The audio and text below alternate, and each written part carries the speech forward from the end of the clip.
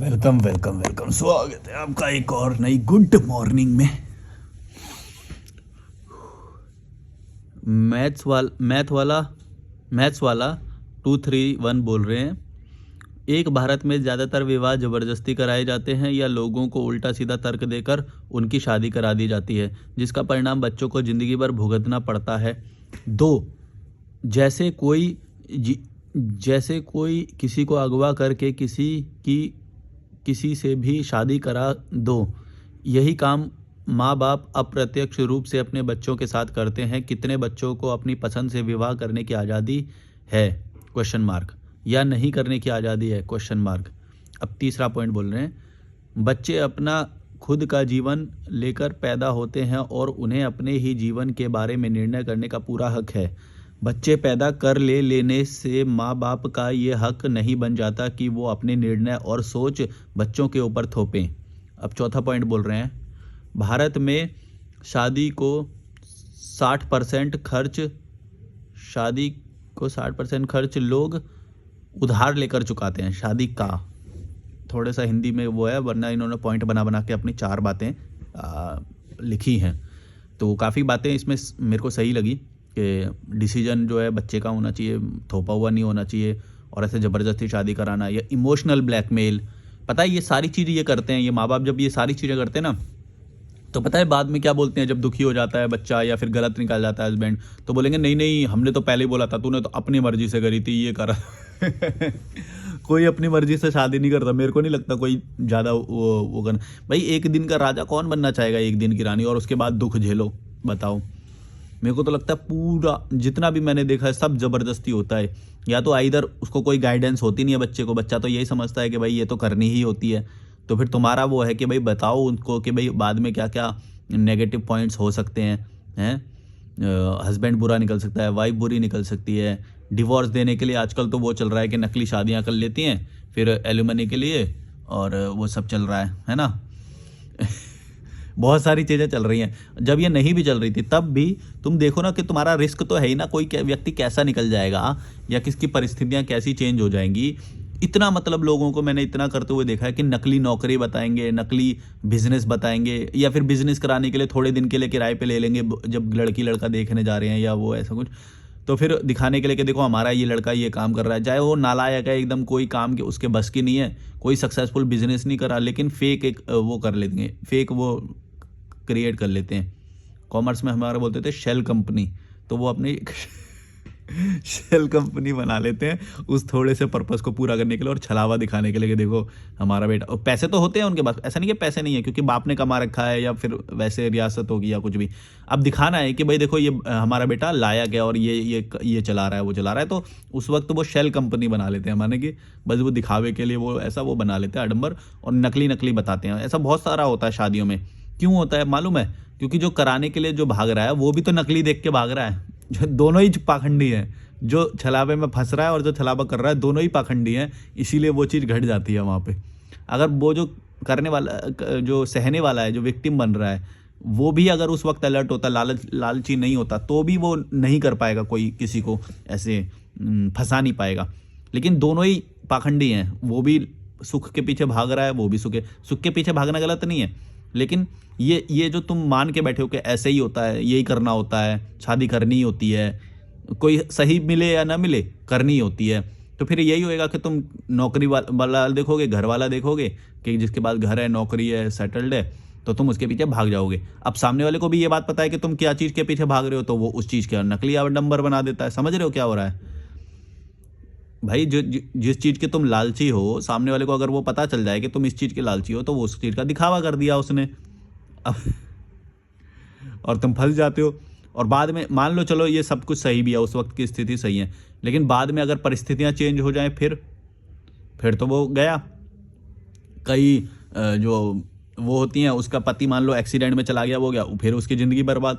ऐसे कितने सारे कॉम्बिनेशन हो सकते हैं यार, कि मतलब बंदा तो बर्बाद ही हो जाएगा बाद में। वो तो बैक लेने का तो ऑप्शन ही नहीं है हमारी इंडियन शादियों में। बैक लेने का इतना आसान नहीं है ऑप्शन, तुम गौर से देखना, तो वो तो फंस जाएंगे। और यही हो रहा है, तो वो दुख में रहते हैं बेचारे, घुट घुट के मरते हैं, और जूते चप्पल बचते हैं उनके घरों में, और फिर थोड़े बेचारे ओल्ड हो जाते हैं तब तो ये चीज़ थोड़ी कम हो जाएंगी, फिर वो बच्चों को पकड़ पकड़ के ये सुनाते रहेंगे, देखो हमने ये किया, देखो हमने ये किया, मैंने 89 में शादी कर ली थी, नहीं मैंने 69 में शादी कर ली थी, पता नहीं क्या क्या सुनाते रहेंगे बच्चों को पकड़ पकड़ के। खुद एक लूज़र है, मालूम है खुद को, ये बुढ़े बुढ़े लोग जो होते हैं ना ये सारे लूज़र होते हैं, इन्होंने कुछ नहीं किया होता इसीलिए पकड़ पकड़ के ये सुना रहे होते हैं बच्चों को। मैंने बहुत देखे हैं ऐसे, पता नहीं क्या क्या सुनाते रहेंगे, हमने वो जंग लड़ी, हमने ये किया वो किया, पकड़ पकड़ के सुनाते रहेंगे। पता है पूरा जीवन ऐसे लूज़र में निकल गया है, कर दी घर वालों ने कर दी तुम्हारे साथ खेला, और तुम तो हो ही हो लूज़र, तुम तो स्टैंड ले ही नहीं सकते अपने लिए। ज़्यादातर ऐसे लोग जो फंस जाते हैं ना, वो तुम गौर से देखना कि उनकी पर्सनैलिटी कुछ नहीं होती, वो स्टैंड नहीं ले सकते अपने लिए। जो स्टैंड ले सकते हैं वो नाराज़ भी करते हैं अपने घर वालों को, वो विद्रोह भी करते हैं, रेबेल होते हैं, है ना। लेकिन कुछ लोग होते हैं जो फंस जाते हैं और वो ना माँ बाप पे भी गलती वो करने की कोशिश करते हैं, देखो माँ बाप ने फंसा दिया, भाई माँ बाप ने तो फंसा दिया, लेकिन तुमने कितना विद्रोह किया, तुम घर से भागे, तुमने 2-4 चप्पल बजाई अपने माँ बाप पे, हैं, तुमने मतलब थोड़ा सा लपेटा कि नहीं लपेटा, या फिर तुम ये बोल रहे हो कि बस हमें तो इमोशनल ब्लैकमेल कर दिया। अरे भाई तुम हो गए, ये भी तो एक क्राइम है। सिर्फ कर देना वही थोड़ी है कि तुम भी तो फंस गए उस चीज़ में, तुम कैसे फंस गए ये भी तो बताओ। आवाज़ कहाँ से आ रही है? एक सेकेंड, मेरे को लग रहा है मैंने एक गीजर ऑन किया हुआ है।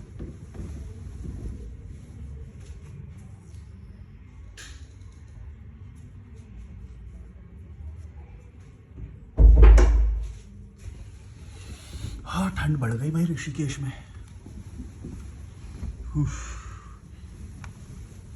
पहले मैं सुबह सुबह ना वॉक करने जाता था, अब थोड़ी हिम्मत कम होती है भाई।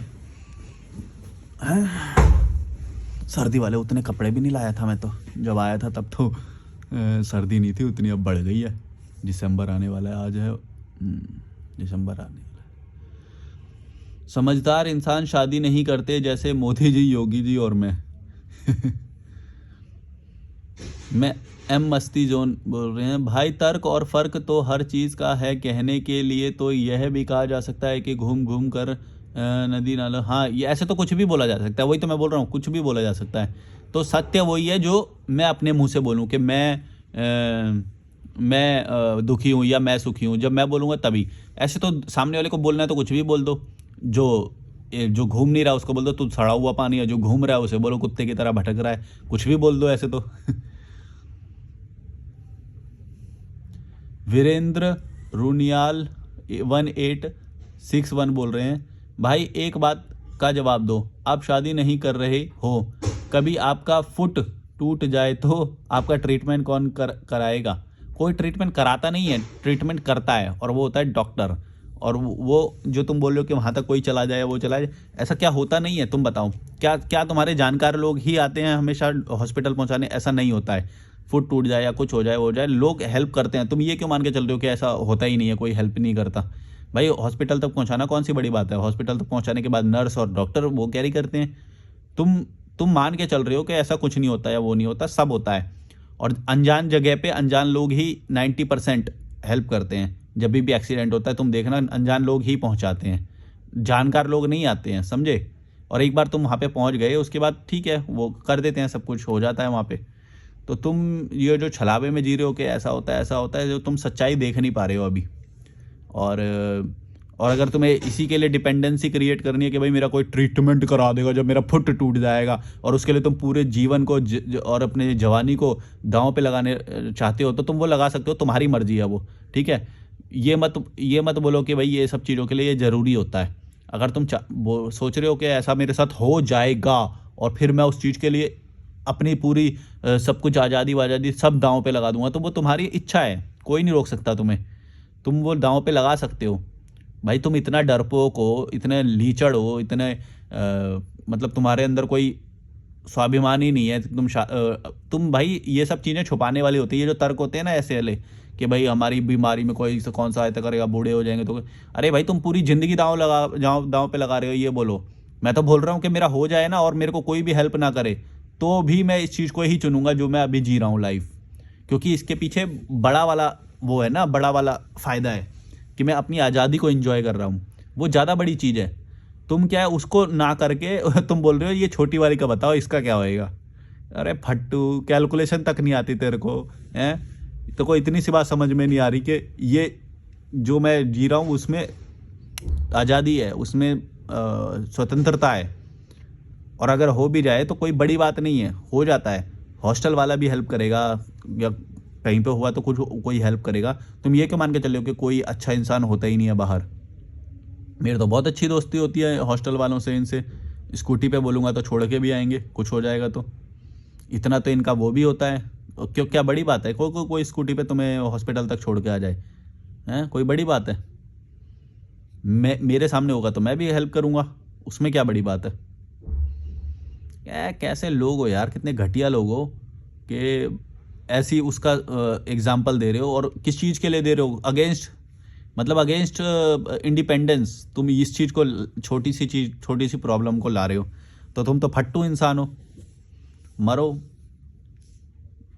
बना लो अपना कुनबा, बढ़ते रहो कि हम दो एक दूसरे की हेल्प करेंगे, करेगा कोई नहीं। वो, अरे यार फ्लैश की वजह से दिखाई नहीं दे रहा है। वॉरियर एपी बोल रहे हैं, बिना ज्ञान के धन और मन दोनों ही कचरा होते हैं। आप पर ये इतनी ज्ञानी वाली लाइन लिखने की क्या ज़रूरत है?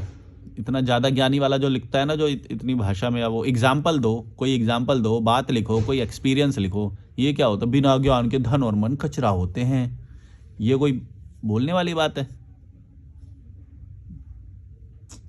पता नहीं ज्ञानी वाली बात कैसे इतनी बोली जाती है। भाई नॉर्मल भाषा में बोल, तू किस प्रेफरेंस में बोल रहा है, किस वो के बोल रहा है? ऐसे तो कुछ भी बोल दो कि बहता रहना ही पानी का स्वभाव होता है, ऐसा तो कुछ भी बोल दो। ये क्या बात है भाई? एक्सपीरियंस बोलो, कोई उदाहरण दो, कोई क्या हुआ तुम्हारे साथ ऐसा कुछ, वो बात बोलो। ये क्या होता है? ज्ञान वाली बात क्यों बोल रहे हो यार? पता नहीं क्या है लोगों में, स्मार्ट दिखने का वो होता है, क्या होता है पता नहीं। तुमने यूपीएससी की तैयारी कर रखी है सच में क्या? सच में और झूठ में क्या होता है? या तो कर रखी होती है या तो नहीं कर रखी होती है। मैंने जो करी थी, मैंने वो जिज्ञासा की वजह से क्लासेस देखनी शुरू करी थी।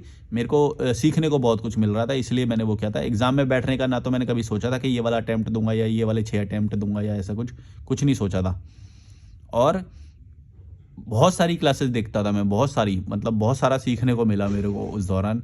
तो ये एक कोविड के दौरान ज़्यादा देखी थी मैंने वो क्लासेस, नहीं 2019 के दौरान ज़्यादा देखी थी। फिर कोविड में तो ज़्यादा टाइम मिल गया था मुझे, तो फिर और ज़्यादा देखी थी मैंने। राधे श्याम गुप्ता बोल रहे हैं, ऐसा है भाई साहब। अच्छा, कैसा है भाई साहब, बताओ कैसा है?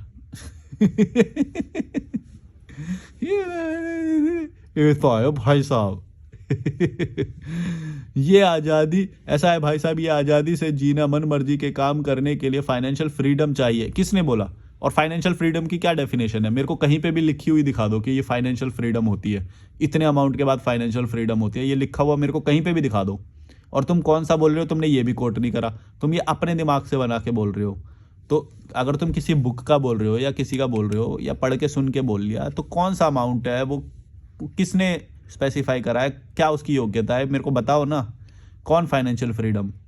मेरी तो नहीं थी फाइनेंशियल फ्रीडम। हाँ, बाद में जरूर बनाई, जरूर है फाइनेंशियल फ्रीडम, जरूर है, लेकिन डिफाइन कौन करेगा कि कौन सा अमाउंट है फाइनेंशियल फ्रीडम है, और या फिर होनी चाहिए या नहीं होनी चाहिए, ये क्या कौन डिसाइड करेगा? मैं तो बोल रहा हूँ कि मेरे पास, जब मैंने शुरू किया तब मेरे पास फाइनेंशियल फ्रीडम नहीं थी, बल्कि रिस्क में था सब कुछ। लेकिन मैंने तब डाला भी नहीं था सारा रिस्क में, मतलब पूरी तरह से घर नहीं छोड़ा था, या फिर पूरी तरह से एक बार जॉब भी नहीं छोड़ी थी। जब 2017 से मैं ट्रैवल कर रहा था तब पूरी तरह से जॉब भी नहीं छोड़ी थी। 2020 में पूरी तरह जॉब छोड़ी और 2024 में पूरी तरह से घर छोड़ा। तो इन दौरान जो मैंने धीरे धीरे ये सारी चीज़ें छोड़ी, तो धीरे धीरे मेरी इनकम बढ़ी। और जो तुम बात बोल रहे हो वो सही है कि फाइनेंस चाहिए, लेकिन तुम ये जो ज्ञानी दिखने के लिए ये जो कर रहे हो कि ऐसा है भाई साहब, ये करने के लिए ये जरूरी होता है, फाइनेंशियल फ्रीडम जरूरी होता है। फ्रीडम की कोई डेफिनेशन है ही नहीं, फाइनेंशियल फ्रीडम की आज तक बनी ही नहीं है। सबके दिमाग में अलग अलग है, सब ने अपना अपना सोच रखा है। मैं 1 करोड़ पे फाइनेंशियल फ्रीडम हो जाएगा, ये हो जाएगा, मेरा घर हो जाएगा, तो फाइनेंशियल कोई डेफिनेशन है ही नहीं। तो तुम कैसे बोल रहे हो? ये तो तुम फिर अपनी भाषा में बोलो ना कि तुम क्या समझते हो, तुम अपना बोलो। या तो किसी को कोट कर रहे हो तो उसका नाम लिखो। ये क्या वेग भाषा क्यों यूज़ कर रहे हो? ऐसा तो कोई कुछ भी बोल दे। ज़्यादा ज्ञानी मत बनना मेरे सामने, मैं खुद कॉमर्स का बंदा हूँ।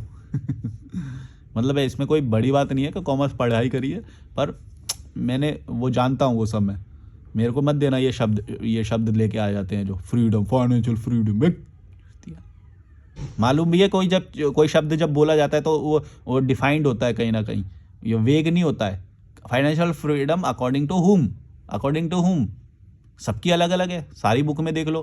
तुम कौन सी की बात कर रहे हो? तुम अपनी बात कर रहे हो, अपने दिमाग की बात कर रहे हो, किताब की बात कर रहे हो, किसी ऑथर की बात कर रहे हो, किसकी बात कर रहे हो? नाम बताओ ना। ये क्या होता है अकलमंद दिखने के लिए? फाइनेंशियल फ्रीडम चाहिए। हर महीने हर दिन खर्चा होता है, हर चीज की कीमत चुकानी पड़ती है। अरे तो ये कोई लॉजिक है कुछ बोलने का? हर दिन की कीमत होती है, हर दिन की कीमत चुकानी पड़ती है, ये कोई लॉजिक है? वो तो तुम वहां पे भी चुका रहे हो, वहां पे नहीं चुका रहे हो क्या? कैसे कैसे लोग आ जाते हैं मेरे यार। बहुत फ्लैश आ रहा है। पावस रविदास बोल रहे हैं, प्रॉपर्टी गवा दो फ्रीडम की चाहत में। अगर स्ट्रेट हो तो शादी करना पड़ेगा इंडियन सोसाइटी में, नहीं तो कोई रेंट पे घर भी नहीं देगा। नहीं, ऐसा नहीं है। अब ये बदलेगा सिस्टम, भले ही ऐसा होगा, थोड़ा बहुत होगा। ये लास्ट वाली लाइन वाला बोल रहा हूँ मैं कि कोई रेंट पे नहीं देगा, ऐसा थोड़ा बहुत होएगा अभी, और ट्रांजिशन फेज में होते हैं सब लोग। और बाद में लेकिन ये रेंट कल्चर बहुत बढ़ने वाला है और अपार्टमेंट कल्चर भी बढ़ेगा। और ये जो रूढ़िवादी लोग हैं इनकी फटने वाली है, परंपरा वाले और ये सब, ये जो भगाते हैं बैचलर लोगों को, या ये क्या बोला तुमने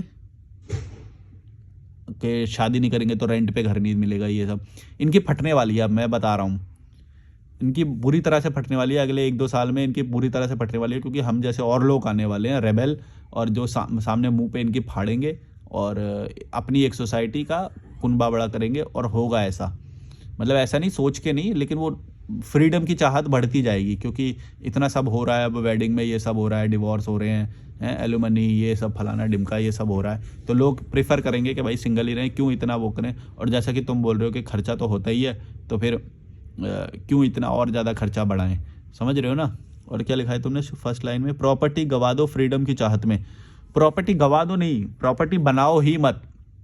और प्रॉपर्टी नहीं है, प्रॉपर्टी होने का तुम क्या बोल रहे हो कि कागज पे नाम जरूर होना चाहिए। अरे भाई मैं इस प्रॉपर्टी में हूँ, तो अभी भी तो मैं प्रॉपर्टी में हूँ, अभी नहीं हूँ क्या?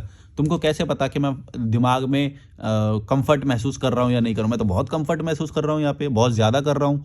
मतलब मेरे को इतनी अच्छी इनसे बात होती है जो हॉस्टल वाले हैं मेरे लिए पानी करते हैं, वाईफाई चला जाए हो जाए, एकदम हर चीज़ के लिए मेरे लिए तैयार रहते हैं। मैं क्योंकि अकेला हूँ अभी यहाँ पे इस हॉस्टल में, और बहुत अच्छी प्रॉपर्टी है, नदी के किनारे है, बहुत अच्छी जगह पे है, और लोग बहुत अच्छे हैं, सब अच्छा है। अब तुम क्या बोलते हो प्रॉपर्टी गवा दो? मतलब प्रॉपर्टी पे नाम जरूर, प्रॉपर्टी पे के कागज पे नाम जरूर होना चाहिए, ये क्यों जरूरी है? मुझे ये बताओ। जब मैं पैसे दे के रह सकता हूँ, जब मैं उससे इकोनॉमी में भी योगदान करूँ, जैसा कि तुम बोलते हो कि इकोनॉमी में योगदान नहीं कर रहा है, अब मैं इकोनॉमी में भी योगदान कर रहा हूँ। अब तुम बताओ तुम्हारी क्यों फट रही है? ये क्यों जरूरी है कि प्रॉपर्टी के कागज पे नाम होना ही चाहिए? तुम्हें ये नहीं दिख रहा कि उससे बंधन भी आ जाएगा बहुत सारा? प्रॉपर्टी पे नाम होएगा, तुम ये अपना समझोगे उस प्रॉपर्टी को, जबकि है नहीं है किसी की भी।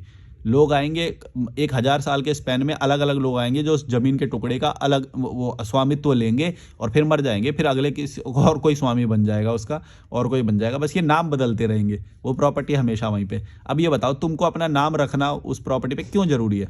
तुम भी तो चले ही जाओगे कुछ साल में, तुम कौन सा रहने वाले हो? अब बताओ ये नाम रखना क्यों जरूरी है? क्या क्या ऐसी चीज़ फुलफिल हो जाती है?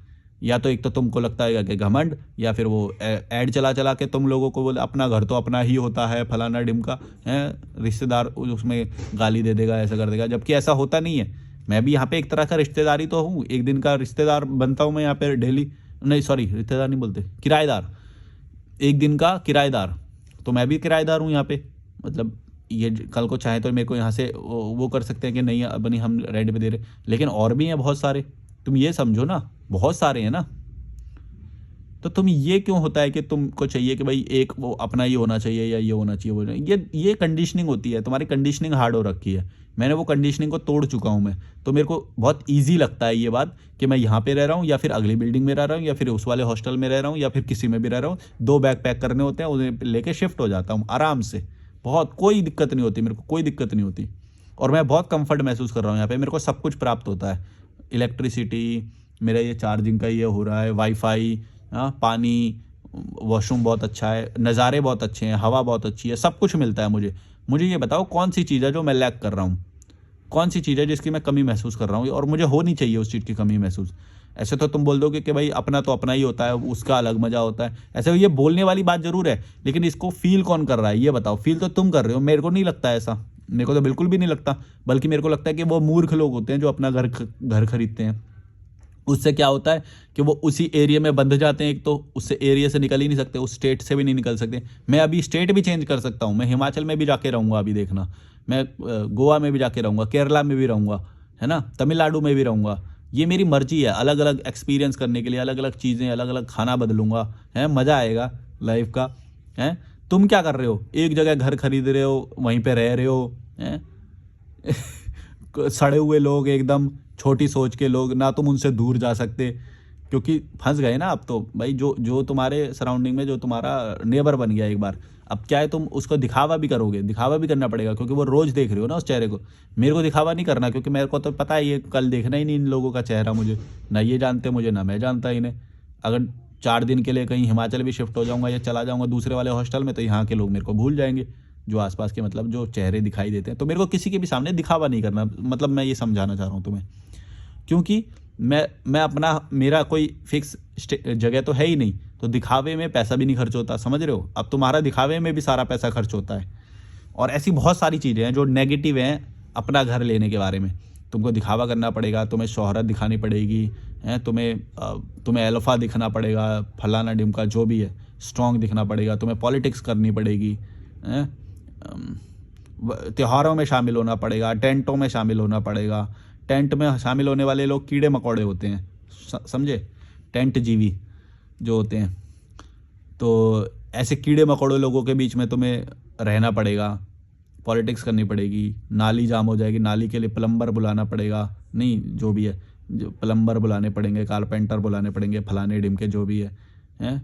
रोज़ होता है ना, देखते हो ना, ये जो कीड़े मकोड़े जो 5 दिन काम पे जाते हैं, ये सैटरडे संडे यही करते हैं सब। कोई कोई तो संडे को करता है, सिर्फ 6 दिन काम करता है बेचारा, कुत्ते की तरह। ये हालत हो जाती है उनकी, मैं तो देखता हूँ। और मैं यहाँ पे क्या कर रहा हूँ, मैं रोज़ उठता हूँ, खाता हूँ, पीता हूँ, घूमता हूँ, इंजॉय करता हूँ, नए नए लोगों से मिलता हूँ, मज़े करता हूँ, कोई गंगा घाट पे जाके बैठ जाता हूँ, वाटरफॉल पे जाता हूँ। ये है लाइफ, ये है लाइफ। भड़वो, तुमको समझ में नहीं आती, तुम्हें मूर्ख बनाया गया है ये बोल के, गुलाम बनाने के लिए तुमको मूर्ख बनाया गया है कि अपना घर लेना ज़रूरी होता है, ये वो फलाना डिमका। तुम्हें समझ ही नहीं आती है बात। कितनी बार बोला कि ये तुम एक तो लोन भी भरोगे, सब कुछ भरोगे, और बेचारे फिर थोड़े दिन एंजॉय करके, थोड़े साल एंजॉय करके वो घर को फिर तुम तो कट लोगे। अब क्या करोगे वो तो, और तुम अंदर ही अंदर कुड़ते रहोगे, यार काम तो बहुत किया, लाइफ तो ये जी रहा है। क्यों जी रहा हूँ, क्योंकि मैं वो सारा पैसा अपने ऊपर लगा रहा हूँ ना, अपने ऊपर। तुम जो लगा रहे हो वो तुम लेके नहीं जा सकते, तुम उसको खा नहीं सकते बेच के, शर्त है मेरी, मैं बता रहा हूँ, तुम नहीं खा सकते उसको। तुम कुत्ते की तरह बस काम करते रह जाओगे घर के लिए, तुम एक टुकड़ा भी बेच के उसका पैसे नहीं खा सकते, फंस जाओगे बुरी तरह।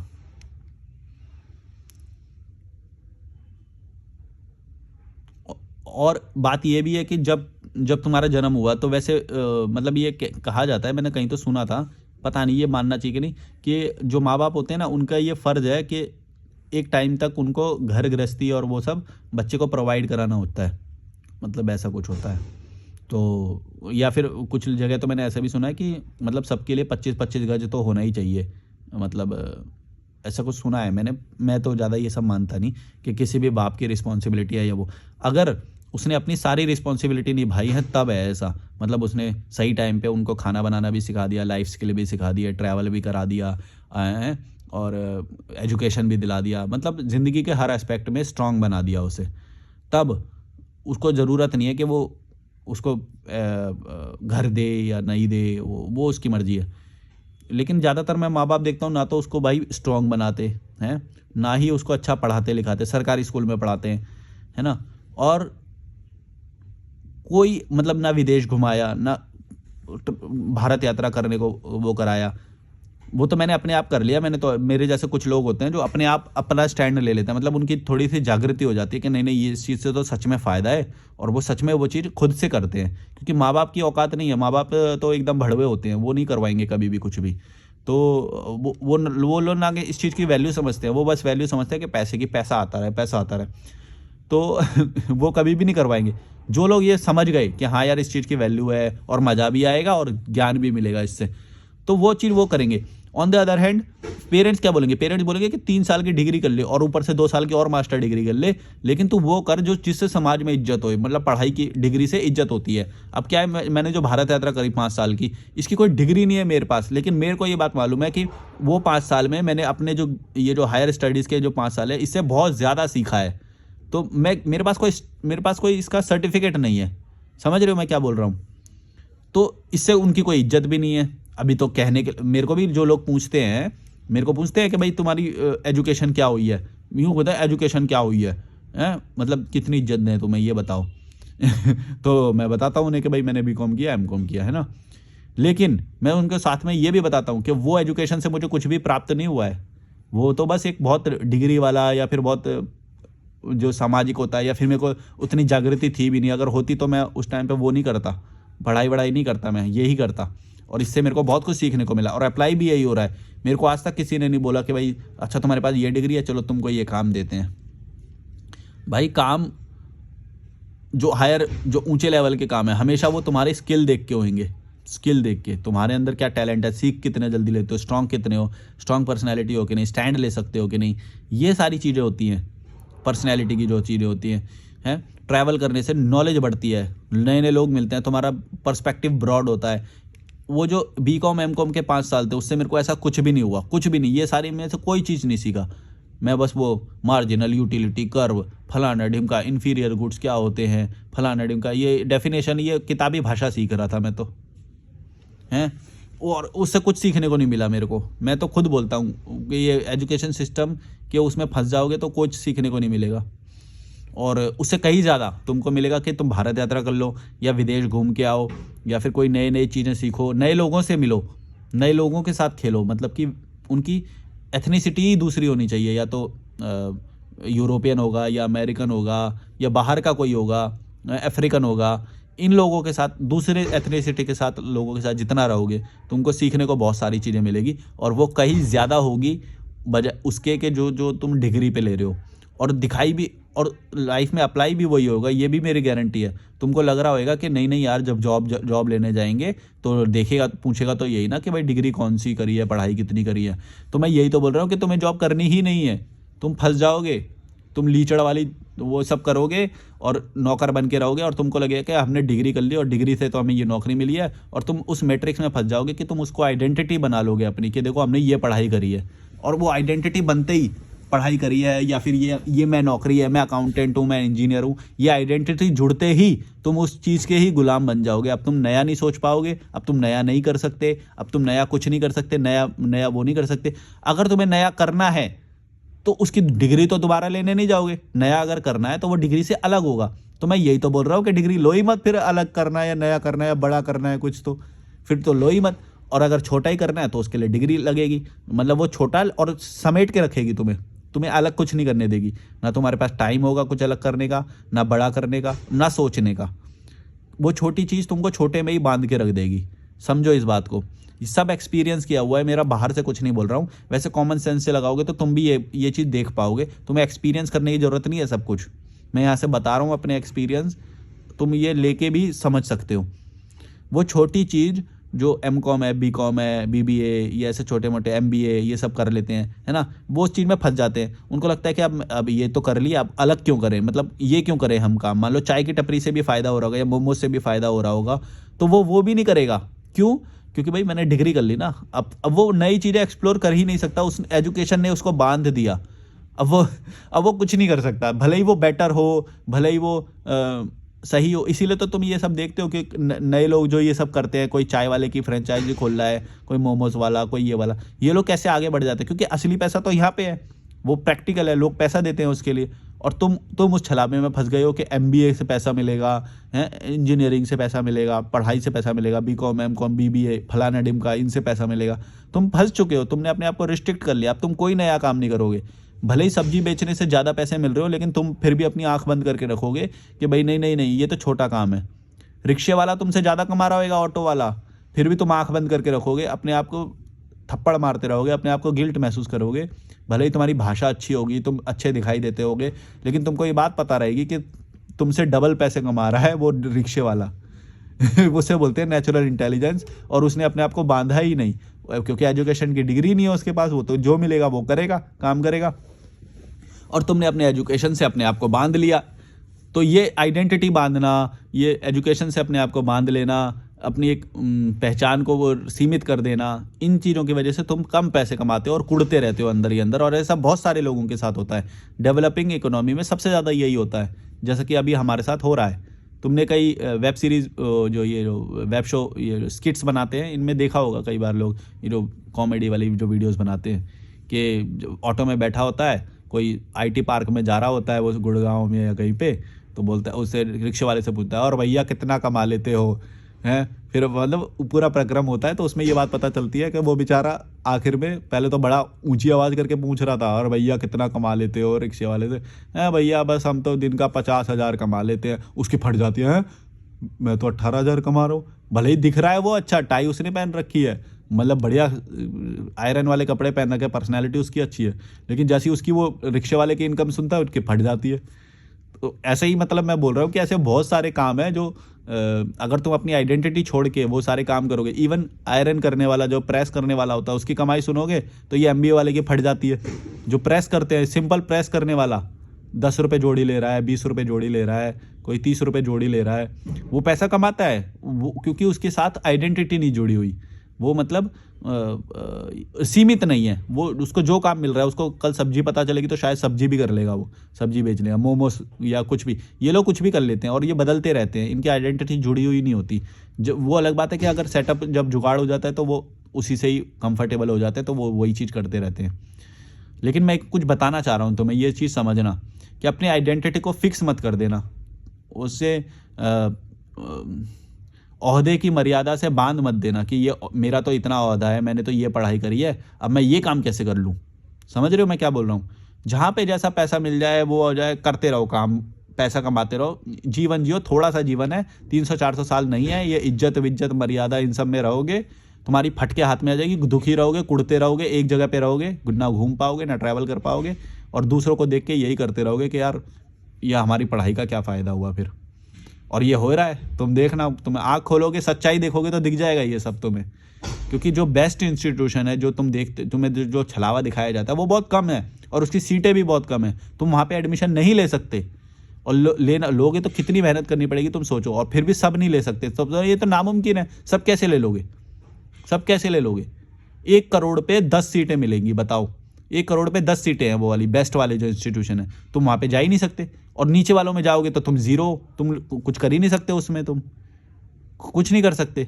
ये कुकुर मुत्ते की तरह जो इंस्टीट्यूशन निकले हुए हैं, MBA करा रहे हैं, फलाना डिमका, ये कुछ भी करा रहे हैं, मतलब तुम्हारा टाइम किल कर रहे हैं ये, और कुछ नहीं कर रहे। तुम्हें डिग्री भी दे देंगे ये लास्ट में एक, लेकिन उसका कोई फ़ायदा नहीं होएगा, कोई फ़ायदा नहीं होएगा।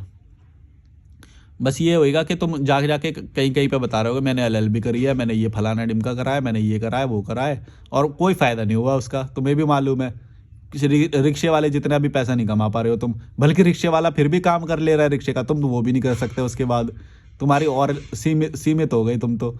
जो पढ़ाई करी उसकी जॉब नहीं मिल रही है, और जिसमें जॉब मिल रही है वो तुम कर नहीं सकते, क्योंकि तुमने अपनी आइडेंटिटी को बांध लिया एक डिग्री से, एक पोस्ट से। अरे तुमने ये गलती कर भी दी, पढ़ाई कर भी ली, तो कम से कम ये मान के चलो कि भाई अब मैंने पढ़ाई कर ली, कोई बात नहीं, लेकिन मेरा काम इससे जुड़ा हुआ नहीं होएगा। ज़रूरी नहीं है कि मैं यही काम करूँगा। मैंने भी सेम यही गलती करी, इसी वजह से मैं काफ़ी टाइम फंसा रहा। मैं अकाउंटिंग को बहुत बड़ा मानता था, चार्टर्ड अकाउंटेंट जो होते हैं इनको बड़ा मानता था। मैं सोचता था यही सबसे बड़े होते हैं, क्योंकि हमें यही पढ़ाया गया था। बाद में पता चला ये तो कुछ नहीं होते हैं, वो तो गाली खा रहे होते हैं ओनर से।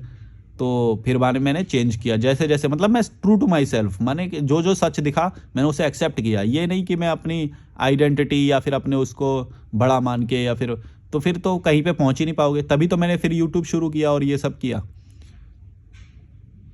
ट्रूथफुल रहो अपने साथ, जो सच दिखे। अगर रिक्शे वाला ज़्यादा कमा रहा है तो उसे एक्सेप्ट करो, उसकी तारीफ भी करो कि भाई साहब आपका सही है कि आप तो हमसे ज़्यादा कमा रहे हो।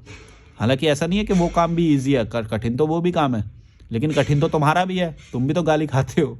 ये जो कोडिंग करते हैं ये सब बेचारे कुत्ते की तरह काम करते हैं, सिगरेट के बिना रह नहीं सकते। आईटी पार्क में कभी जाके देखना, बेंगलोर, इधर गुड़गांव, नोएडा, बेचारे सिगरेट मांगते मांगते फिरते हैं, कॉफ़ी पीते हैं और इनकी हालत पूरी बुरी हो रखी है। आके थक जाते हैं, इनकी फटी रहती है।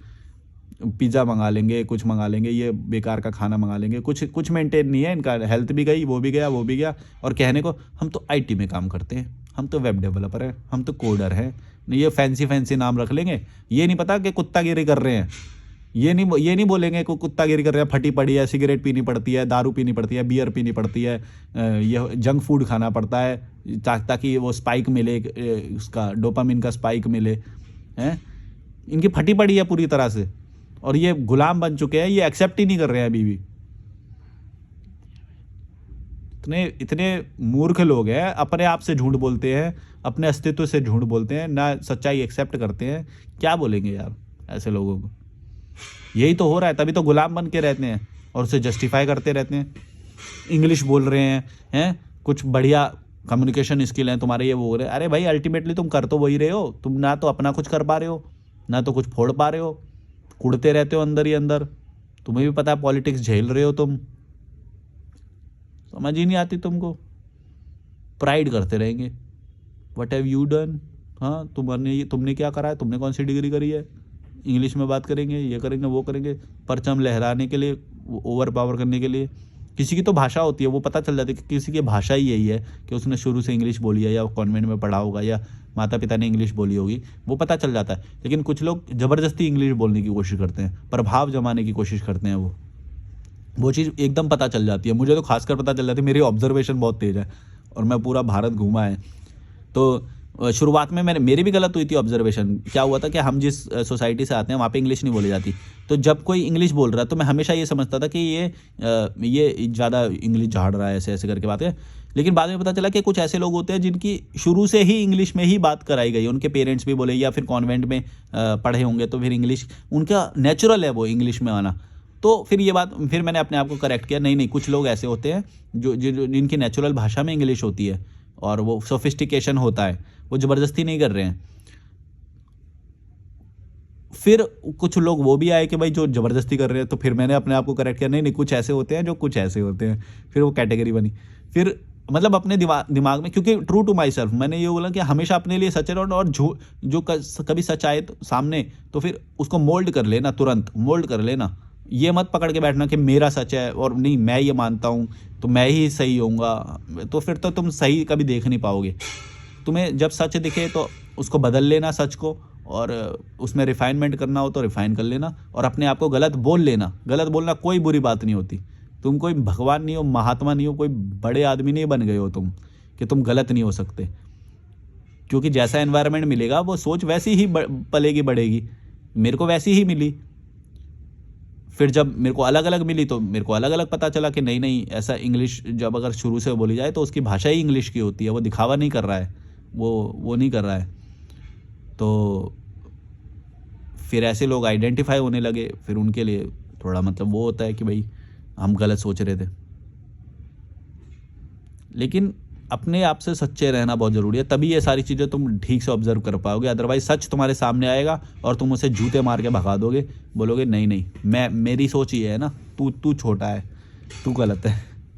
समझे मैं क्या बोल रहा हूँ? चलो like share subscribe, bye bye. अपने आप से जितना सच्चे रहोगे उतना ईजी हो जाएगा जीवन तुम्हारा, ये बस याद रखना। Bye bye.